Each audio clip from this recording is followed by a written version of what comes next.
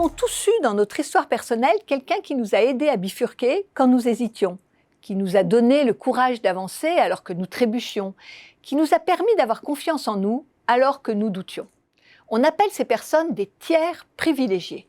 Elles nous ont marqué de la reconnaissance au sens où elles ont vu en nous un potentiel, un talent que nous n'osions exprimer ou même que nous ignorions. Ce peut être un père, une mère, un grand-parent ou quelqu'un de proche.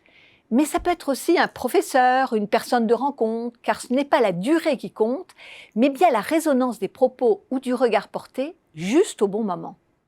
Il est important de dire que naturellement, on peut accorder ce statut de tiers privilégié à nos proches et en premier lieu à nos parents. C'est un tort de penser qu'ils ont droit à ce rôle de façon automatique, car si nous guettons de façon évidente leur reconnaissance, il faut dès que possible leur ôter ce pouvoir s'ils sont négatifs et malfaisants. Les exemples de personnes connues qui ont réussi grâce à des tiers privilégiés contre une ambiance familiale délétère sont pléthores. La grand-mère d'Elton John, mal aimée de ses parents, ou le professeur de théâtre, acteur lui-même, Jean-Laurent Cochet, pour Gérard Depardieu, comme ce dernier le raconte dans sa biographie. Ces personnes ont cru en eux et leur ont donné cet appui qui leur a permis de prendre confiance et d'avancer dans leurs projets contre toute attente. Ces tiers privilégiés peuvent ne jamais savoir qu'ils l'ont été tant le moment aura été fugitif. C'est un compliment à la fin d'un cours, un commentaire positif dans un bulletin de notes, c'est un échange fortuit après une réunion de travail. Il est indéniable que certaines personnes sont plus douées que d'autres pour jouer ce rôle, car cela nécessite une vraie connaissance de l'autre. Il ne s'agit pas en effet de félicitations à la volée ou de compliments stéréotypés de principe, mais bien de toucher là où est le cœur du talent afin de le libérer. On peut tirer deux enseignements de ce constat.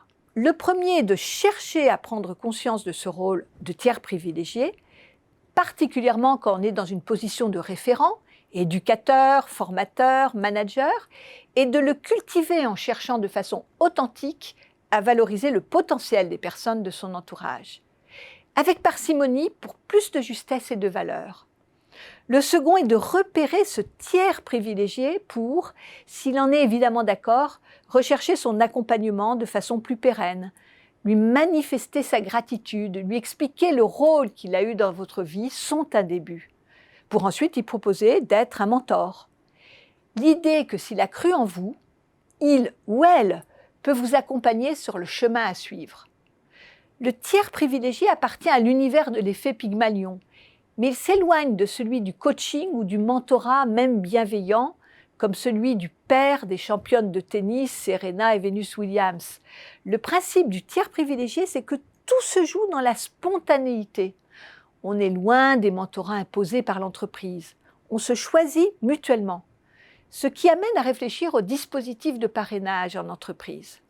Le management doit aussi savoir préserver la part de hasard et de mystère de la relation humaine, qui fait que ce sont parfois les rendez-vous les plus improbables qui font avancer dans la vie.